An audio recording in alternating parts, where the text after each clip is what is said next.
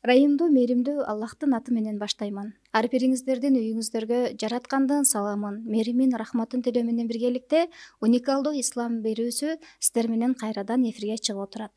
Бүгүнкү күндө биздин куттуу эфирибизде жаш балдардын психологу, педагог Рана Ахматова кош келипсиз. Кош келдик. Ассаламу алейкум. Барыңыздарга салам. Алейкум салям рахматулла. Алтындай убактыңызды бөлүп келгениңизге алдын ала ыраазычылык билдиребиз. Жана эң биринчи эле сурообуз, эмне үчүн биз ушунчой эле чоңоюп калдык деген термин бүгүнкү күндө иштебей калды? Азыр көпчүлүк ата энелер биз ушинтип эле чоңойгонбуз деп өзүбүз кандай тарбиялансак ошол тарбияны колдонгонго аракет кылып жатабыз да. Бул мурунку тарбия эмне үчүн азыр иштебейт? Бир эле айырмачылыгын алалы. Азыр телефон, интернет заманы, гаджеттердин заманы болуп жатат. Биздин убакта маалымат аз болгон. Биз ага эжекелерибизден телевизордон көрсөк бир мультик көрчүбүз, андан башка бир изденип газета журналдардан деле изденген эмеспиз. Маалымат өтө аз болгон. Азыркы балдарда маалымат өтө көп. Ошолорду фильтрлегенге биз жардам беришибиз керек. Биз эшикте ойногонбуз, ойноп күлүп, тең туштарыбыз менен ойносок, азыркы балдар телефондо ойноп жатышат.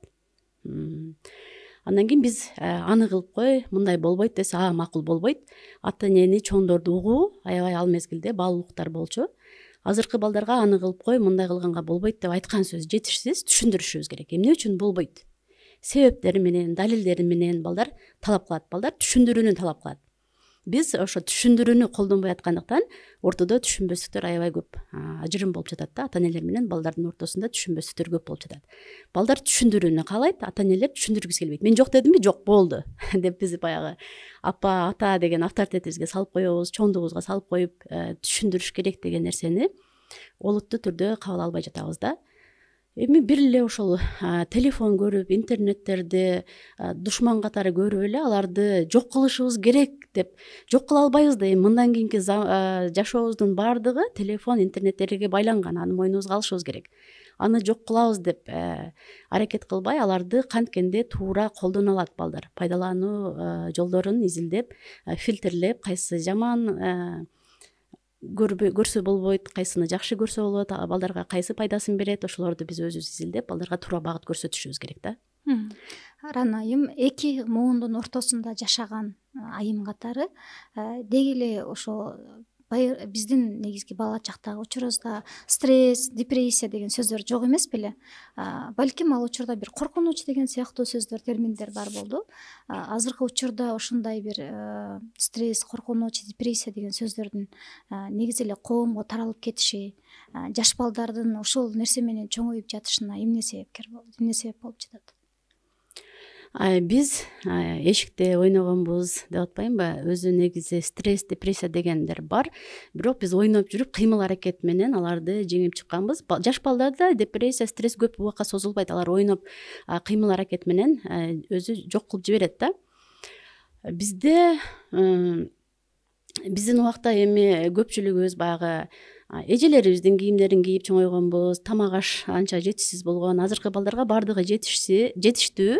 Кийим кече, тамак аш баардыгы жетиштүү. Бирок ата энелер баягы өзү жетпей калган үчүн мен сага өзүмдө жок нерселерди берип жатам, кийимдериң баардыгы толук, тамак ашың бар, каалаганыңды жеп жатасың деген мааниде балдарга азыркы убакта керектүү нерселерди бербей жатышат. Бул эң эле негизгиси күчтүү куралыбыз көңүл буруу, балдар менен сүйлөшүү, баарлашуу, балдарды түшүнүү жетишсиз болуп жатат да. Азыркы балдарыбыз сүйүүгө ач, мээримге муктаж болуп жаткан мезгилде. Биздин убакта мындай кыйналып чоңойгонбуз, кийим жок болгон, азыр силерде баардыгы бар, берип жатам деп өзүбүздүн талаптарыбызды канааттандырып коюп жатабыз да. Балдар аркылуу биз өзүбүздүн гана канааттандырып коюп жатабыз, а балдардыкын канааттандырбай жатабыз. Ошондон улам дагы баягы стресс, депрессиялар балдарда көбөйгөн учуру болуп жатат. Андан сырткары биз балдарды жакшы көргөндө дагы элестетип көргүлө. Балабыздын кылык жоруктарын карап туруп биз жакшы көрүп кетебиз, жүрөгүбүз элжиреп кетет дагы, барып кучактап өпкүлөп алабыз, балам деп эркелетип алабыз. Биз өзүбүздүн сүйүүбүздүн муктаждыгын канааттандырып койдук, балабызды кучактадык, өптүк.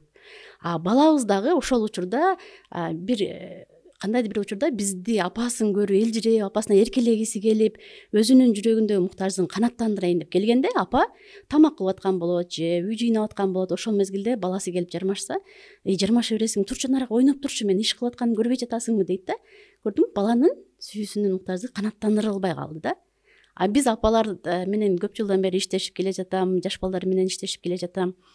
Айтам, апалар өзү эгоизм болуп кетип атабыз депчи, эгоисттик. Өзүбүздү гана оюбузду айтабыз, болду. Балдардыкын укпай жатабыз. Сүйүүлөрүбүздү да, мээримди да туура эмес берип алып жатабыз. Биз өзүбүздүн комфортубуз үчүн балдарды урушуп тыйып коюп жатабыз. Эгер сабак көрүп жаткан болсок же бир иш кылып жаткан болсок, балдарыбыз ызылдап ойноп атат. Бала балалыгын кылат, аны эч качан унутпашыбыз керек. Сонун болуп жүгүрүп кыйкырып ойноп атканда кыйкырбагыла, ызылдабагыла деп айтабыз. Бул жерде балдар бири-бирине зыян келтиргендиги үчүн эмес, апа өзүнө дискомфорт болуп аткандыгы үчүн да. Сабакты көрө албай алагда болуп жатат же ишин бүткөрө албай жаткандыгы үчүн гана. Ошолорду биз айырмалай эле билген болсок, балдарды анча тынчсыздануусун азайтып, стресс, депрессиясын азыраак болуп калат деп ойлойм. Ранайым, бир ушул сөзүңүздөн улам бир суроо пайда болду. Негизи педагогика тармагында жүрүп, балдар психологияны өтүшүңүзгө эмне себептер болду? Өзүм башталгыч класстардын мугалими, мектепте да иштегенмин. Андан кийин баягы мигрант болуп Россияга кеткенмин. Балдарымды таштап кеткенмин. Ал жакта иштеп жүрүп, анан кичине үй бүлөлүк жолдошум каза болуп калгандан кийин балдарымды алып келгенге туура келди. Жанымда жүрөйүн деп алып баргандан кийин карасам, такыр сөздөрүбүз бири-бирибизге жакпайт. Аларды мен түшүнбөйм, мен сүйлөгөндү алар түшүнбөйт. Кадимкидей башкача адам болуп калыппыз да.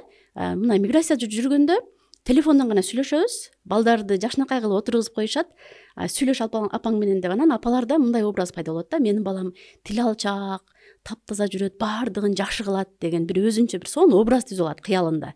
Балдар болсо апам болгондон кийин айтканыбыздын баарын кылат, апа деген башкача деп алар өздөрүнчө бир образ түзүп алат. Анан эки адам бириккенден кийин баягы образдар чыныгы жашоодо башкача да. Баардык айтканын кыла бербейсиң, балдарга талаптарды коесуң, туура тарбиялайын деп аракет кыласың.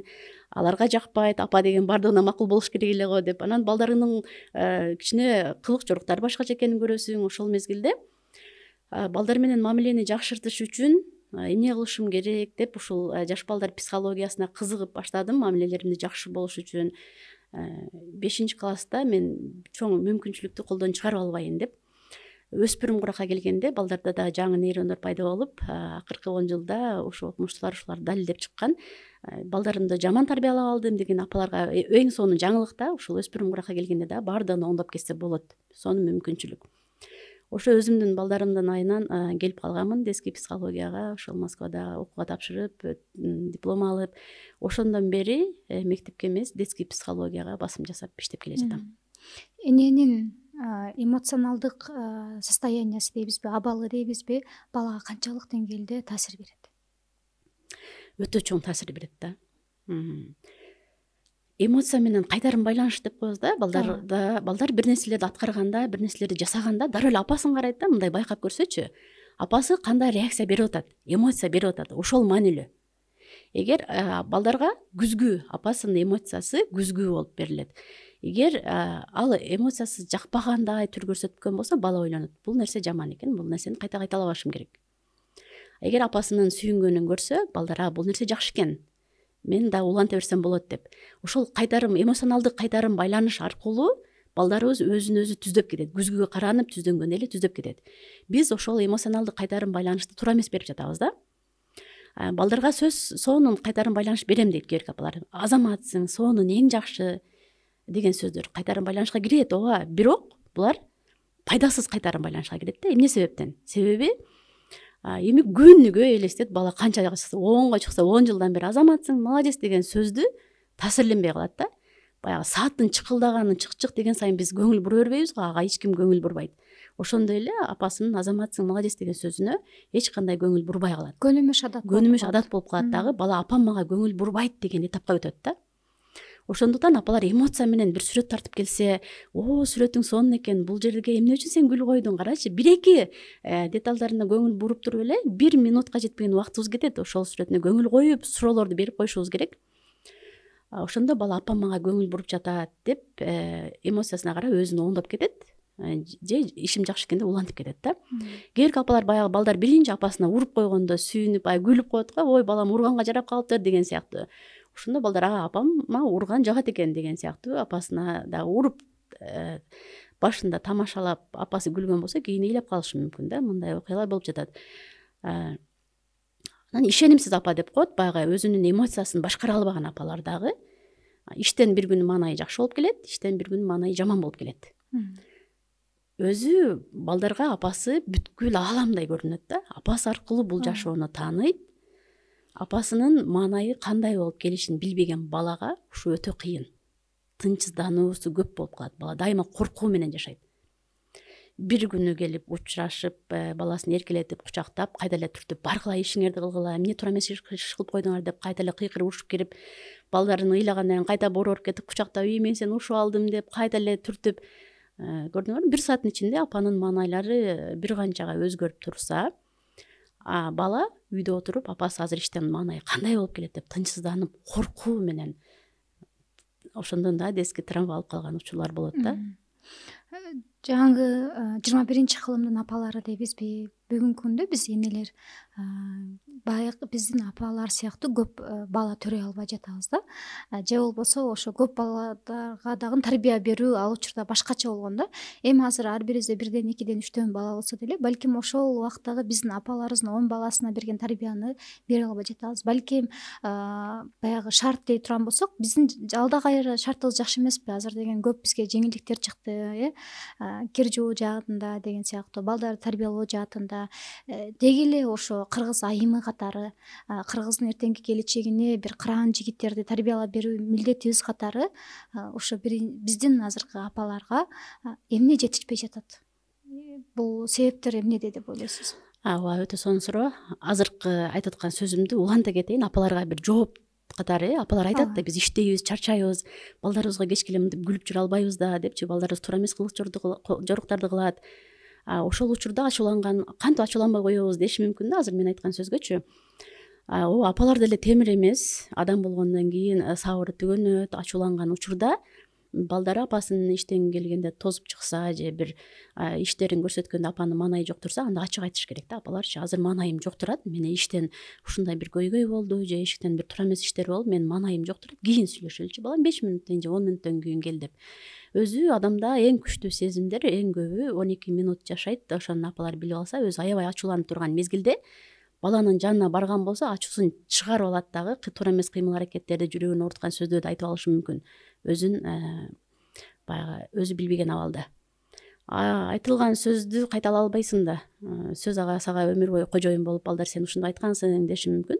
Ошондуктан ачуусу аябай келип турса, сабыр түгөнүп баратса, кичине 12 мүнөт өзүнчө зикир чалып, дарат алып, негизи балдардын жанына жолобой турганга аракет кылыш керек. Балдарга ачык айтыш керек, мен азыр маанайым жок, кийин сүйлөшөбүз дегенде, балдар туура түшүнүп, өздөрүнчө ойноп турушат да. Азыркы көп бала төрөбөй бакпай жаткан эмне себептери бар? Өзү негизи чоң балдардын психологиясы өзүнчө, кичинекей балдардыкы, ортончу баланыкы деп, эгиз балдардыкы башкача, жалгыз балдардыкы башкача деп бөлүнөт да. 10 балалуу, 5 баладан кийин көп балалууга кирет. Бул көп балалууларды бала тарбиялоо өзү жеңил. Бирине бири үйрөтүп, кыймыл аракеттери, тамак аш жегенде кийимдерди бирин тарбиялашат да буларчы. Бирок апалар азыр биринчи бала, экинчи бала, үчүнчү бала төрөлгөндөн кийин кичине балдардын кежирликтерин, балдардын психологиясын туура түшүнбөгөндүктөн да болуп жатат деп ойлойм да. Азыркы балдар эрте жетилип жатат, аң сезимдүү, кыйын балдар чоңоюп жатат. Эч качан биздин тарыхта болгон эмес да. Балдар ата энеге үйрөтүү деген. Илгертен чоң ата, чоң энелер, ата энелер балдарына кесипти үйрөтүп келишкен, устачылыкты, кол өнөрчүлүктөрдү үйрөтүп келишкен. Бирок азыркы заманда өзүңөр көрүп жаткандай балдарыбыз чоңдорго үйрөтүп жатат. Телефон, интернет, бир нерселерди колдонушту, техникалардын баардыгын. Балдарды башкара албай калып жатабыз, тарбиялай албай калып жатабыз деген коркуулар бар. Балдардын психикалары ар жаш курактарында азыр өзгөрүп жатат. Мисалы 3 жаштагы кризис деп айтылат. Бул мезгилде балдардын өзүнүн ойлору, көз караштары пайда болот, балдардын каалоору пайда болуп, жеке инсан катары калыптанып жаткан учуруна туш келет да 3 жаштагычы. Ошол мезгилде балдар өзүнүн оюн айтат, апасына жок андай эмес, мындай деп айтат, өзүнүн каалоорун айтат, укта десе жок, мен уйкум келген жок деп. Ошондо биз баламдын жеке инсандыгы катары өсүп жатат, калыптанып жаткан турбайбы, өзүнүн ойлору пайда болгон турбайбы, өзүнүн көз карашы пайда болуптур деп сүйүнбөй жатабыз да. Азырттан балам тил албаса чоңойгондо кантем деген эле коркуу менен балдарды урушуп басынтып баштайбыз дагы, сен чоңоюп калдыңбы эмне деп мен айткандай болот деген сыяктуучу дароо эле коркуп кетип жатабыз да. Ошол түшүнбөстөн ой бала тарбиялаш кыйын экен деп коркуулар дагы көп болуп жатат да ата энелердечи. Жакшы. Негизи динибизде баягы ар бир нерсени ордуна коет эмеспи? Баланын өзүнүн орду бар, апанын өзүнүн, атанын өзүнүн орду дегендей. Анан акыркы учурда ошо биздин түшүнүктө психология через призму ислама деген термин аябай жайылып кетти да. Негизи эле психология менен ислам экөө бири бирине айкалышабы? Өзү негизи мындай эми психологияны ар бир өлкө өзүнө ыңгайлаштырып алган да, эми европалаштырып алгандар, орустар өздөрүнө ылайыкташып алган деп биз дагы өзүбүзгө баягы электен өткөзүп, фильтрлеп алсак болот да. Туура эмес жактары да кетип калат, туура жактарындагы өзү негизи бири бирине өтө чоң каршы келгендерин байкабайм. Негизи мисалы бир эле мисал айтайын, ошо ар бир орду бар деп атпайбы, үй бүлөдө орду бар деп атпайсызбы, атасынын орду, апасынын орду, баласынын орду бар да. Ошондо эми интернеттерге кандай адамдар сүйлөп чыгып атканын билбейсиң, анын билими барбы жокпу, балдарга эркиндик бергиле деп атат, эркиндик бергиле, бирок тандоо бергиле деп жатат да. Ошону түз эле түшүнүп алган ата энелер бар. Балдарга эркиндик берсе жакшы чоңоет турбайбы, тандоо бериш керек экен деп 5 жашар балаңа тандоо сенин колуңда, каалагандай жаша деп айтсаң, баланын башы ошондо айланат да. Силер мени башкара албасаңар ата энем бол, анда мен силерди башкарайын деп туруп бала ата энени башкарып манипуляция кылып алган болсо, орун алмашкан болсо, анда туура эмес тарбия кетип калат да, үй бүлө кыйналып калат. Тандоо бергиле дегенде, ооба тандоо бериш керек, бирок кандай тандоо бериш керек? Азыр балага жука бир кышында келатканда куртка алыш керек болду. Бир чоң дүкөнгө алып кирип, кара, каалаган курткаңды тандап ал, тандоо сенин колуңда деп берсе, бала чоң дүкөнгө кирип баш айланат да, эми кайсынысын алыш керек. Бир куртканы кармайт, ал жука болуп калышы мүмкүн, ата эне жок муну албайсың дейт. Бир куртканы алса кымбат болуп калышы мүмкүн, жок биздин акчабыз жетпейт деген болсо, бала тарынат да, ортодо тарыныч пайда болот. Эмне үчүн мен тандай дейсиңер дагы, бирок тандатпайсыңар, өзүңөр тандап атасыңар деген сыяктуучу. Ошондо биз кандай туура тандоо беришибиз керек? Киребиз, өзүбүз ата эне билет баласына кандай куртка жагат, кандай калың керекпи, жука керекпи, өзүнүн чөнтөгүндө канча акча бар экенин билет. Ошого ылайыктуу бир 5 куртканы тандап коюп койсо, бул жака ошо 5 куртканы илип туруп, бала мына 5 куртканын кайсынысын аласың, тандачы деген болсо, бала барып туруп бир куртканы тандайт, ата эне дагы ыраазы, бала дагы ыраазы, сонун болуп жетелешип чыгып кетет да. Ушул жерден ортолукту кармана албай атабыз да бизчи. Тандоо бергилесе толук кандуу бала, эми 5 жаштагы бала жашоодон тажрыйбасы жок, ал ата энени ээрчитип кете албайт, өзү каалагандай жашай албайт. Керек болсо өспүрүм куракка келген бала дагы эркиндикти сурайт да, мен чоңойдум деп чоңойгонун далилдегиси келип, мага эркиндик бергиле, мен өзүм каалагандай жашагым келет дейт. Эгер ошол балага толук кандуу эркиндик берип койсок, терс жүрүм туруму көбөйөт. Практикадан көрүп жүрөбүз, эми мен деле иштешип жүрөм балдар менен. Эмне себептен мен балама эркиндик берсем, өз алдынча кылсам, эмне себептен терс жака кетип калды деп айтат. Ал бала ата энесинин көңүлүн бурдуруш үчүн терс жака кетип калды. Алар коркуп кетет. Ата эне мени жакшы көрбөй калды, ошо менен мени карабай калды, бөлүнүп калдымбы деген коркуу менен ата энесинин көңүлүн бурдуруш үчүн терс жүрүм турумдарды кылып баштайт. Биз ошол нерсеге көндүрүп койгонбуз.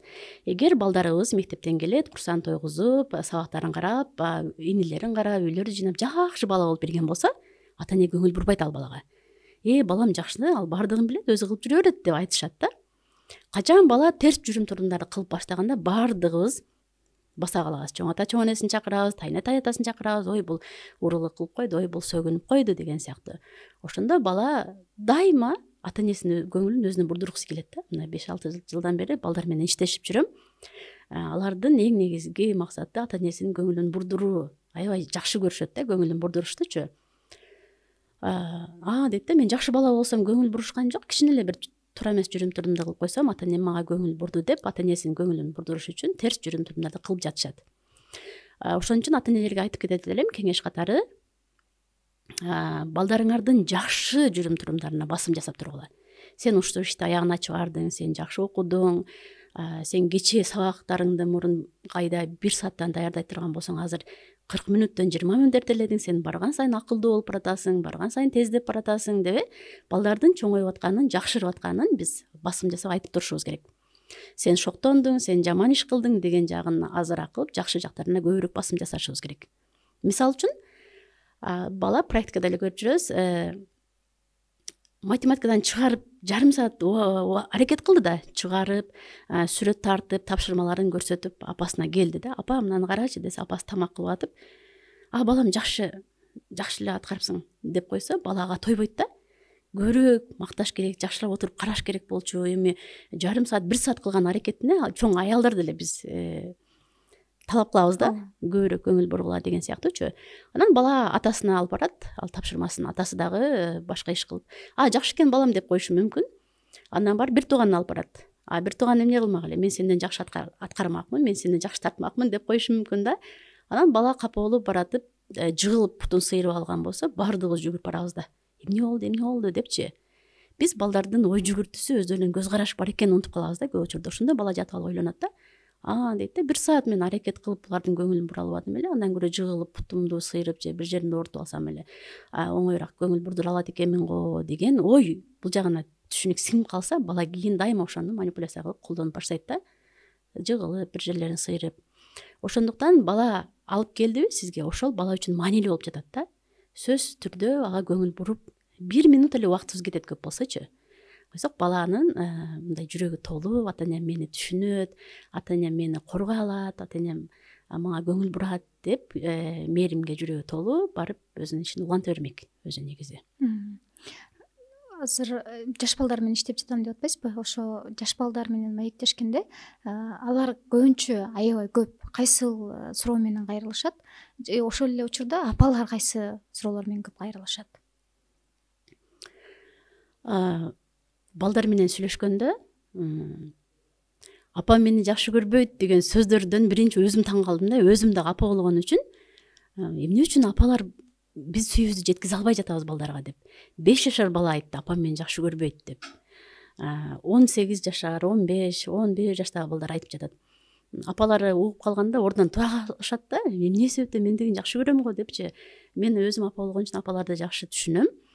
Ойлоп көрсөм, бизде сүйүү бар, жүрөгүбүздө мээрим бар, энелик мээрим, сүйүүлөрүбүз бар, бирок ошону чыгаруу бизде дефицит болуп жатыр да, чыгара албай жатабыз. Сен өзүңдүн сүйүп эле балдар жакшы көрүп койгон аздык кылат да, аны балдар билиш керек, сөзүң менен айтыш керек. Денең менен билдириш керек, кучактап, башынан сылап, мээримдүүлүгүң, көзүң менен ошо сүйүүнү, бар сүйүүнү чыгара албай жаткандыгыбыз. Бунун себеби эмнеде?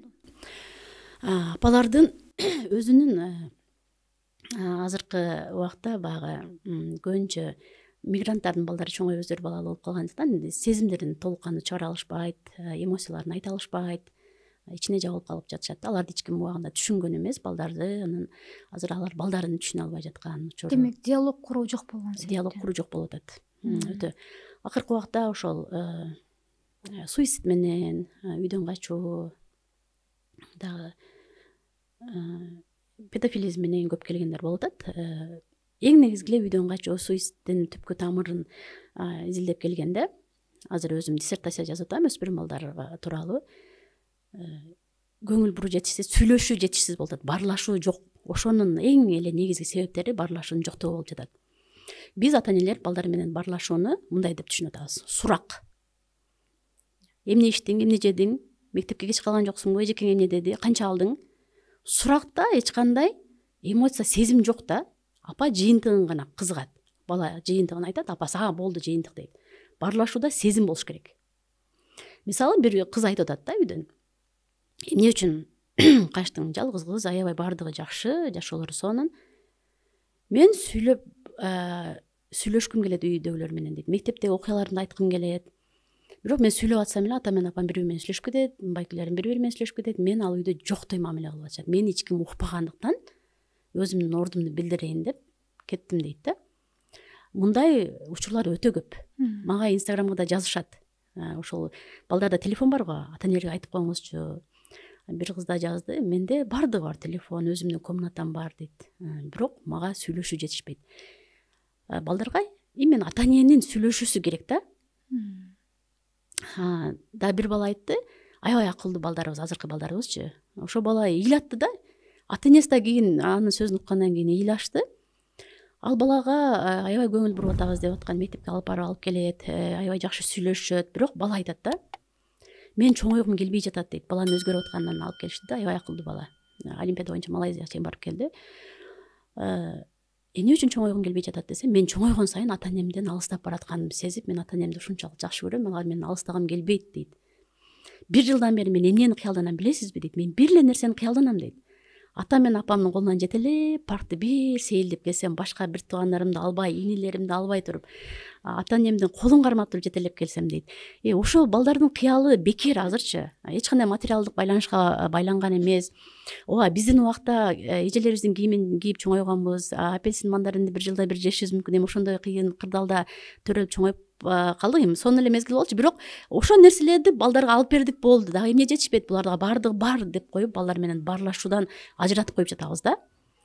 Бул эмне деген оңой эле, бекер эле нерсе. Жөн эле балдарыңар менен жетелешип, бир паркты айланып, бир мороженое жеп келгилечи деп айтам да.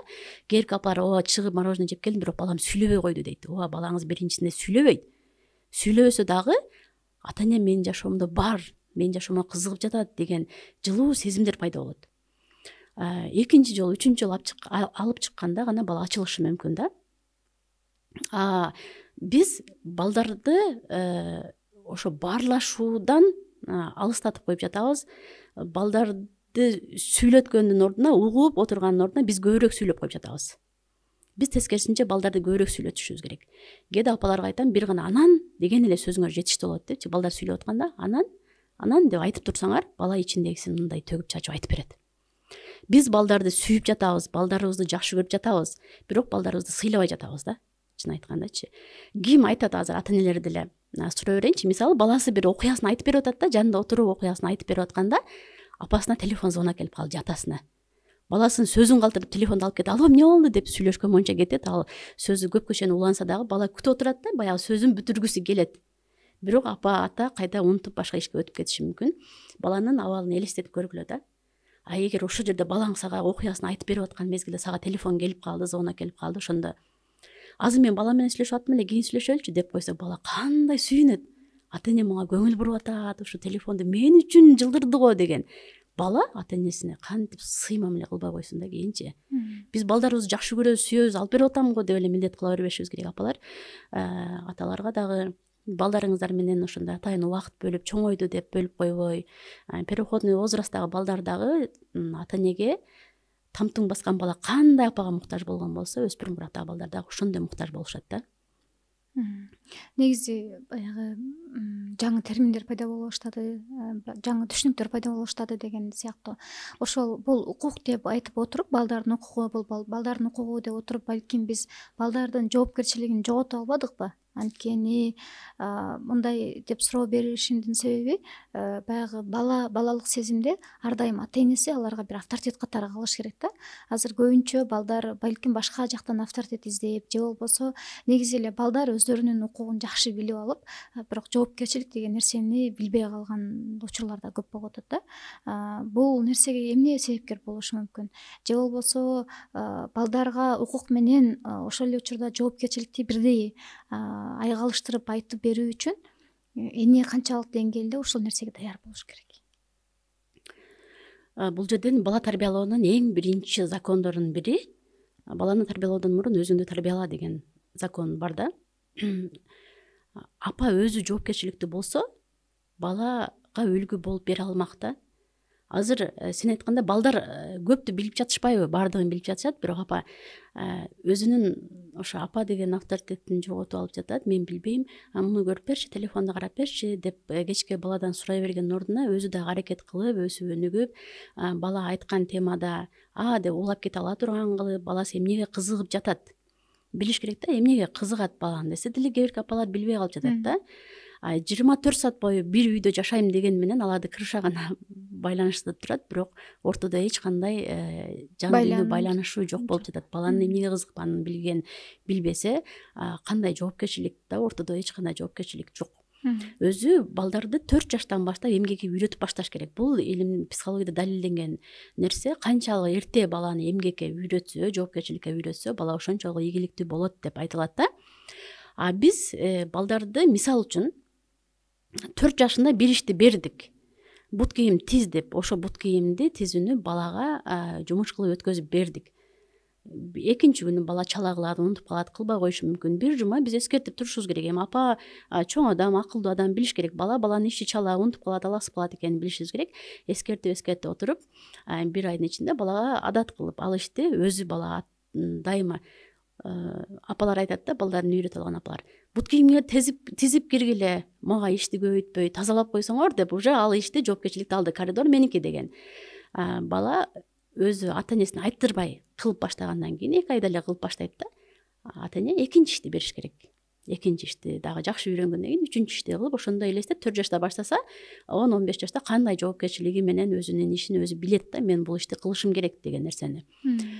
Биз балдарды жумшаш керек деп бир күндө ойду келди, аны алып кел, муну алып кел деп жумшап 3 сааттан ашык жумшаган болсок, балдардын эрктүүлүгүн жоготот деп айтылат да. Бул дагы канча эксперименттер өтүлөт бала тарбиялоо боюнча, канчалаган изилдөөлөр уже 21-кылымда жашап атабыз, көп нерселер изилденип бүткөн. Андан сырткары балдарды ишинин аягына чыгартуу өтө маанилүү да.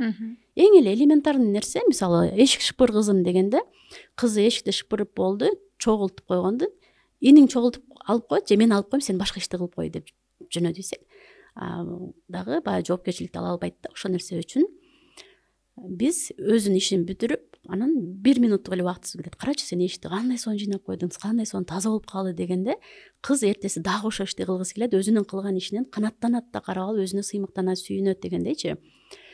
Ошо ишти аягына чыгартпаган дагы биздин балдарыбыздын мындай боло берет, кылбай деле коеюнчу, өзүнүн ишине эч кандай бир жыйынтык көрө алган жок да. Ошон үчүн иштин аягына апаларга айтып кетет элем, сөзсүз балдарды иштин аягына чыгартып, чыгаргандан кийин ошол иши жөнүндө көрсөтүп, бир жакшы сөздөрүңүздөрдү арнап коюңуздар деп айтат элем да. Андан сырткары да бир балдарды ишке жумшайт ата эне, анан карап туруп, кой балама жардам берип коеюнчу деп барып жардам берет, мен балама жакшы кылдым деп ойлойт. Тескерисинче баланын өзүнө болгон ишенимин жоготуп атат да. Бала апам мени жумшады, бирок өзү келип алды, значит, мага ишенбейт. Мен жакшы кыла албайм, мен колумдан келбейт деп ичинден ойлонот да өзүчү. Балдарыбызды мисал үчүн туруктуу тарбия менен тарбияласак жакшы жыйынтыктарга жетебиз да. Бүгүн бала туура эмес иш кылып койду, эртең сен эшикке ойногон чыкпайсың деп биз жазаладык. Жазалоо сөзсүз болуш керек. Туура эмес иштерди кылса биз эмне кылабыз, алдын ала балдар билиш керек.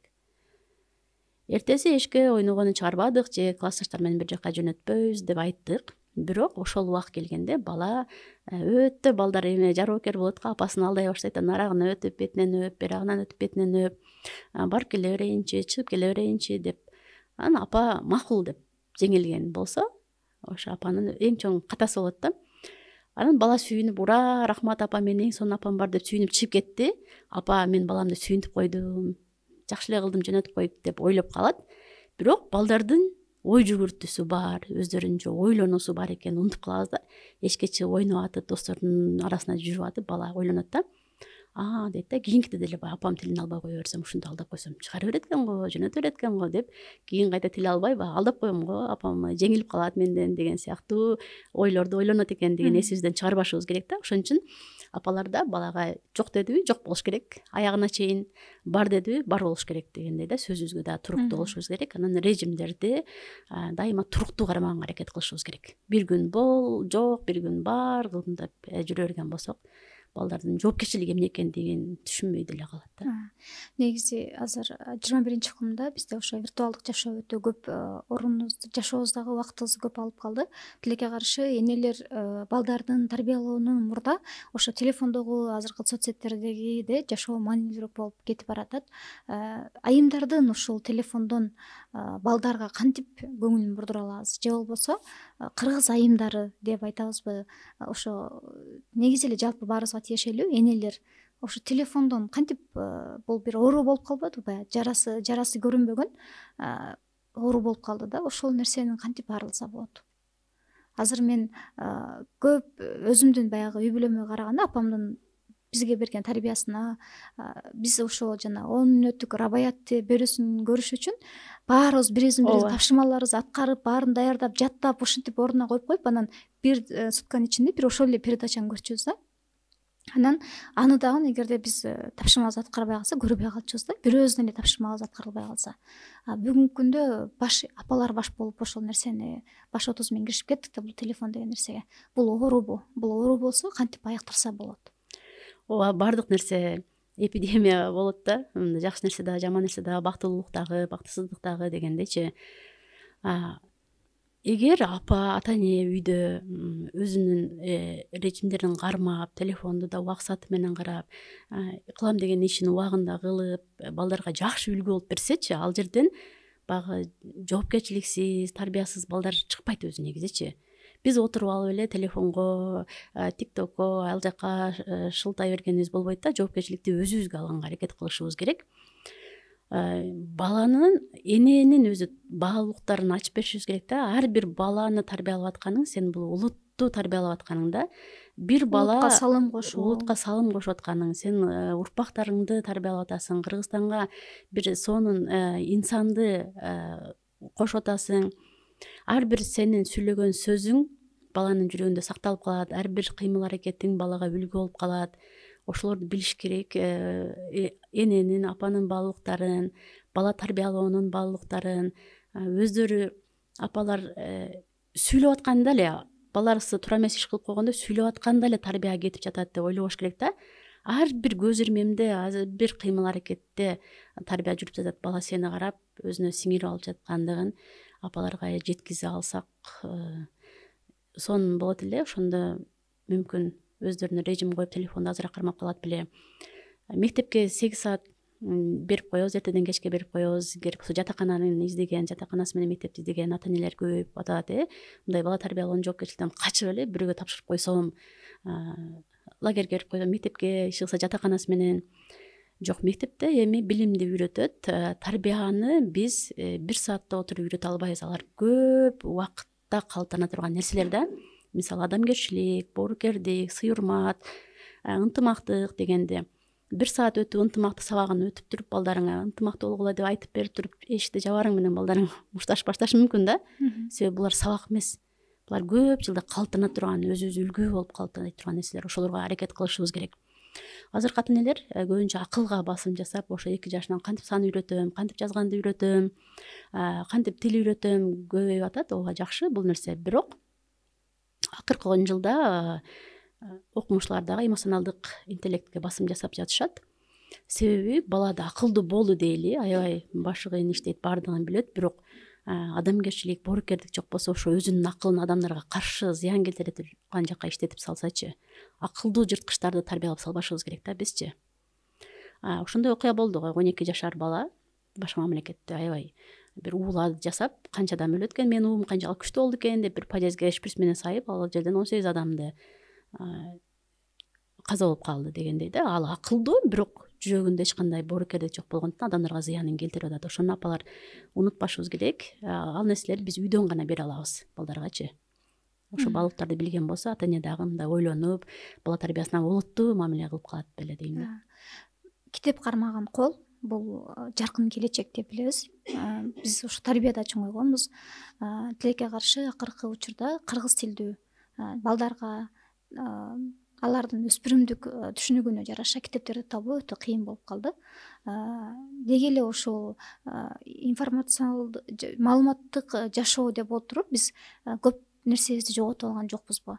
Эгер ушул жол менен кете турган болсо, ар бирибиз өзүбүздүн укугубузду коргоп, ар бирибиз өзүбүздүн эгобуз менен күрөшүшкөн ордуна, наоборот, ошол нерсени биринчи орунга коюп жашай берсек, балким биздин кыргыздын эртеңки келечеги, анын эркиндиги, анын ичиндеги чыга турган намыскөй биздин азамат атуулдардын тарбияланышы күмөндүү болуп калды да.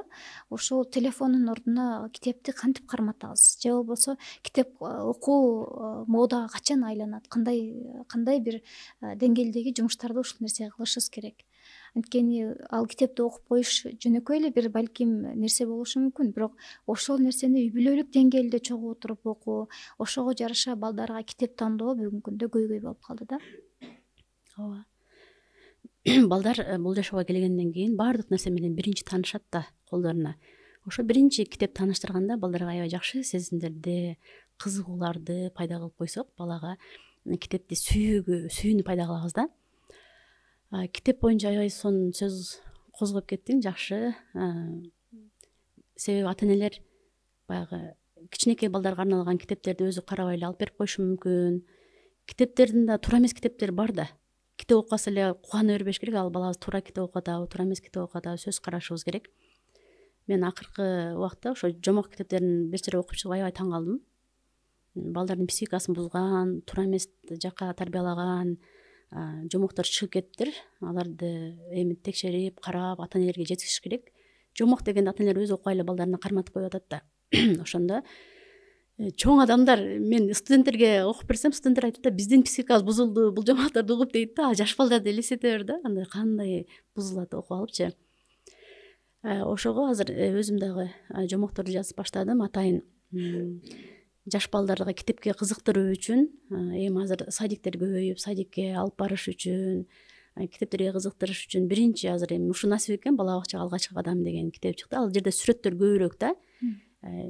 Тамган окуй албаган балдарга же жаңы окуп баштаган балдарга сүрөтү көбүрөөк, анан жазуулары азыраак китептерди алып берсек, сүрөттөрүн карап биз окуяларды айтып берип, токуп берсек, балдар калганын өзү ойлонуп кетет да. Фантазиясы менен, кыялдары менен аң сезимин өстүрүп кетет. Мисалы үчүн мультикти көрсө, бала даяр үн чыгат, кыймылдайт, жөн эле карап отура берет, мээ иштебейт да, ал жердечи мээ жалп болуп калат. Ал эми ошол комикс деп коем, сүрөттөрү көп китептерди алып берсе, баланын мээсин иштеткенге жакшы жардам берет да. Баягы сүрөттөрдү кыймылдатып, аларга үн кошуп, анан элестетип, ал жерде каармандарды өзүнүн жакын досу катары кабыл алат же өзүнүн ордуна коюп алып кабыл алып, ушул китептер балдардын мээсин иштеткенге, аң сезимин өстүргөнгө, кыялдарын, фантазияларын өнүктүргөнгө өтө чоң сонун жардамдарын берет да. Ошон үчүн биринчи баягы жазуусу көп окутам дей бербей, сүрөттөрү көбүрөөк китептерди алып берип, балдарды китепке болгон кызыгуусуна салым кошушубуз керек. Уядан учканда эмнени көрсө ошону алат деген кыргыздын жакшы бир чоң бир философиялык мааниси бар сөз бар эмеспи? Бүгүнкү күндө энелер балдарыбызга кандай нерсени берип атабыз? Жана албетте сиз балдар менен көп иштешсиз, бирок ошол эле учурда балдар өзү менен келгенде сөзсүз түрдө ата энесинин көйгөйүн айта алышат да. Ошол сиздин оюңузча же болбосо негизи эле ошо сиздин тажрыйбаңызда азыркы күндө энелер балдарга эмне бере алып атат? Өзү негизи азыркы жаш балдарыбыз өтө акылдуу, сезимтал, билимдүү жаштарыбыз чоңоюп келе жатат. Буюрса ошол келечегибиз ушул жаштардын колунда. Бул жаштарга ишенем, мындай чоң пайдаларын алып келет деп. Акылдуу жаштарыбыз, кыйын жаштарыбыз көп. Бирок мен акыркы убактарда проблемный балдар менен иштеп жаткандыгы үчүн алардын айтуусу боюнча ата энелер чоңойгондон коркобуз деген балдар көп келди. Тынчсыздануусу көп балдар. Анан балдарга коргоону бербей жатабыз да. Мындай мен сени коргой алам. Бул жашоодо жалгыз калгандай мен ата энеме ишенбейм, мени коргой алышпайт деп эмнегедир чоңдорго болгон ишеними жок балдар. Биз бар мага келген кайрылгандардын арасындачы. Ошондуктан балдарга эмне үчүн ишенимине кире албай жатабыз? Туура суроо менен, туура баарлашуу менен. Кичинекейинде биз балдарыбыз оюнчугу сынып түшкө, кукласы бузулуп калса, ыйлап аткан болсо, ушуга да ыйлайсыңбы, мен сага жаңы алып берем го деген эле сөзгө бала ата энем мени түшүнбөйт го деп ал эң жакшы көргөн өзүнө жакын жүргөн, жакын оюнчугун сындырып алды да ага кошуп кайгырышып койсок, апам мени түшүнөт деген ой калат да. Көрдүңбү, билинбеген эле жерден, кичине жерден ошолорду биз көбөйтүп балдардын ишениминен чыгып калып жатабыз да. Ишенимине кирип, анан балдарды мен сени коргойм. Ата эне өзүнүн көйгөйлөрүн айтып, кыйналгандарын айтып, балаларды чечип бере албагандан кийин, кредиттерин төлөп бере албагандан кийин балдардын психикасына кыйнабай эле коюшубуз керек да.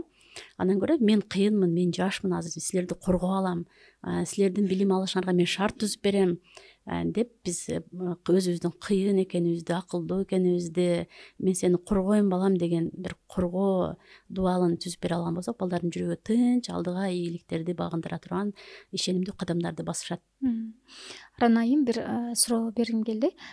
Негизи эле чоң апа чоң ата тарбиялаган балдар мээримдүү болгон сыяктуу да. Деги эле азыркы биздин коомдо кайнене кайната деген түшүнүктү бир башкача бир жаман бир түшүнүктү жеткизип алдык келиндерге, жалпы эле жаш турмушка чыгам деп жаткан кыздарга. Ошон үчүн көпчүлүк учурда баары өзүнчө жашоону тандашат да. Бирок ошол эле учурда бала тарбиялоодо айыл менен шаардын балдарынын же болбосо ата эне өзү тарбиялаган менен чоң ата чоң апа менен кошуп биргеликте тарбиялаган балдардын айырмачылыктары барбы?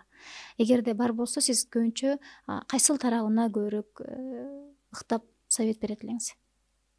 Айырмасы бар, албетте. Чоң ата чоң энеси менен өскөн бала мээримдүү, адамдар менен байланыш түзө алган, чоңдорго кандай мамиле кылыш керек, ортолорго кандай мамиле кылыш керек билип чоңоет да. Азыркы жаштар ошо кайнене кайната чоң ата чоң энелерине бергенден коркушат, себеби алар телефон карматып коет дейт же өтө эле эркелетип коет деп айтышат да, оюна коюп коюшат депчи. Чоң ата чоң энеси менен неберелердин сүйүүсүнө эч кандай тоскоол болбогула деп айтам да. Алар каалашынча эркелеше берсин. Бул жерде бала тарбиялоодо апасы менен атасынын сөзү дайыма биринчи орунда турат. Эгер кээбиркилер энеси көп урушат, жаман сөздөрдү айтат, алар канчалык жаман сөзүн айткан сайын аларды биз тарбиялай албайбыз, аны айтпаңыз деп айтсак дагы токтобойт. Андан көрө биз жакшы сөзүбүздү көбөйтө берели. Алар эркелетип өтө катуу эркелетип кеткен болсо, биз өзүбүздүн баягы режимдерди кое берели. Бар канчалык эмне болбосун дагы апанын сөзү биринчи орунда балдар уга билет. Ошондуктан өзүбүздүн тарбиябыздан алыстап кетпей, алаксып кетпей балдарыбызга талаптарды кое билишибиз керек да. Чоң ата чоң энеси менен сөзсүз түрдө катташтырып, аларга аралаштырган баланын тарбиясы, мээримдүүлүгү баары бир жакшыраак болот. Сиз кандай ойлойсуз? Азыр заман өзгөрдүбү же адамдар өзгөрдүбү? Анткени мурда ошо паланчынын кызы деген сөздү айттырбайын деген тарбия болчу да бизде. Бир айылды бир аксакал эле башкарып койчу да. Бир шаарды ошо бир чоң батанын жыты жыттанган аксакалдар бар эмес беле?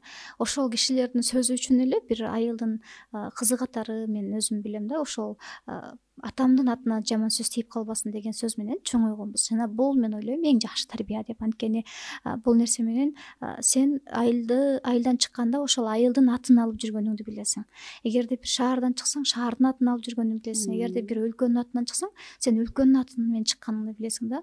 Бүгүнкү күндө ошол нерсе, ошол тарбия, этнопут тарбиясы дейбизби, же жеке эле негизи баягы үй бүлөлүк баалуулуктун тарбиясы дейбизби, жокко эсе болуп баратат. Балким азыркы күндөгү комфорт жашоо дейбизби, деги эле жеңил жашоо ушул нерсеге себеп болгон жокпу? Негизи эле балдарды үй бүлөлүк баалуулукту жеткизүүдө бүгүнкү күндөгү биздин жашообуз канчалык деңгээлде таасир этип атат? Азыр баалуулуктар өзгөрдү деп айта алат элем. Мурунку баалуулуктар башка болчу. Ошол эл үчүн айылдын атын деппи ушундай ойлочу эле. Азыр көбү өзүн өзү ойлоп калган учур ошол баалуулуктар өзгөрдү. Жаңы терминдер кошулду, жаңы илимдер, азыр эле кесиптин эле түрлөрү көп, биз билбеген, тааныш эмес. Өзү адам баласынын эң чоң стресске алып келе турган нерсе көп тандоо болсо да, тандоолордун көптүгүнөн эле бир маялайын деп келип кайсысын тандай албай деле ошого деле ой жүгүртүп ойлонуу энергиясын корото алгандай да. Ошо баалуулуктарды биз туура кое билсек, үй бүлөдөн башталат. Ата эне өзүнүн баалуулуктары менен балдардын баалуулуктары окшошпой калса, дары эле урушуп жиберген болбойт да. Бул баалуулуктар бөлүнүү деп коет. Сепарация дагы ушу 4 түрдө бөлүнөт да: эмоционалдык сепарация, жалпы бөлүнүү, андан кийин баалуулуктар бөлүнүүсү, конфликтный бөлүнүү деп коет. Жок, меникинде гана сенде баалуулук болуш керек деп дей берген болсок, балдар биздин баалуулуктарыбызды кабыл албай коюп жатышат да. Биз ата энелер дагы ойлонушубуз керек. Биз өзүбүздүн эле заманга тарта бербей, биз андай болчу, мындай болчу дей бербей, азыркы жашоону дагы бир жара карап, таанышып, ошонун ортосунда бул жактан ортолукту алып, бул жактан ортолукту алып, балдарга биз мурунку жашоо менен азыркы жашоого көпүрө болуп бергенибизде баалуулуктарды туура жеткизсек эле, балдарыбыз түшүнбөгөн, азыркы балдарыбыз айтып атпаймынбы, түшүндүрүү керек болуп атат да, буларга түшүндүрө албай жатабыз биз. Жакшы, акыркы суроо. Акыркы учурда статистика боюнча орукчан төрөлгөн балдар көп болуп атат, же болбосо жапжакшы төрөлгөн балдар балким учурунда сүйлөгөн 1 жаш, 1,5 жаш, 2 жаштында, андан кийин сүйлөбөй калган балдар бар. Сизге ар кайсы баягы оору менен кайрылган, ар кандай психологиялык оорулар менен кайрылган балдар көп да. Сиздин оюңузча бүгүнкү күндө ошо балдардын көбүрөөк орукчан болуп төрөлүп атканына же болбосо кеч сүйлөп жатканына эмне себеп болуп атат? Бул нерсени азыр илимпоздордо изилдеп жатышат. Мен андай балдарды өзү кабыл албайм. Клиникалык психология дейт аларды.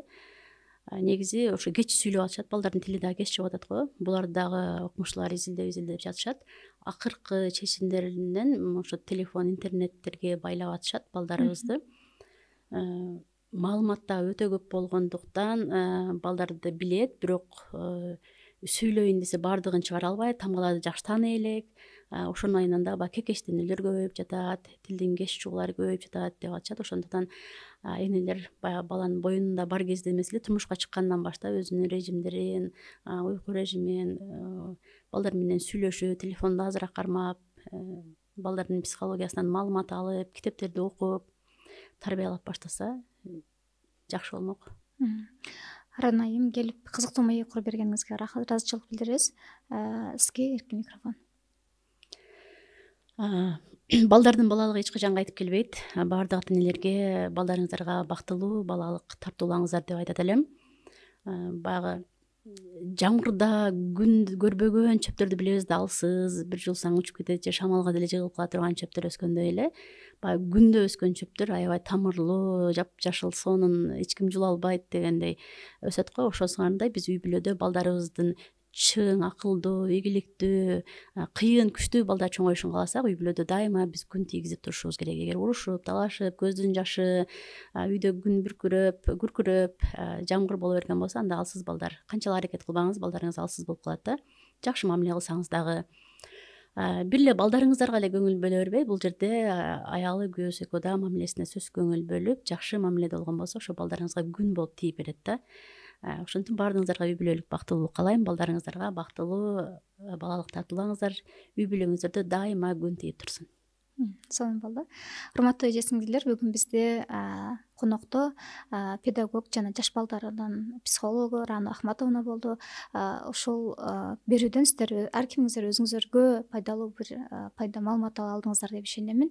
Кийинки берүүдөн, кийинки уникалдуу ислам берүүсүнө жолукканга чейин ар бириңиздердин үйүңүздөргө жараткандын тынчтыгы, саламы, берекеси болсун. Ассаламу алейкум ва рахматуллахи ва баракатух.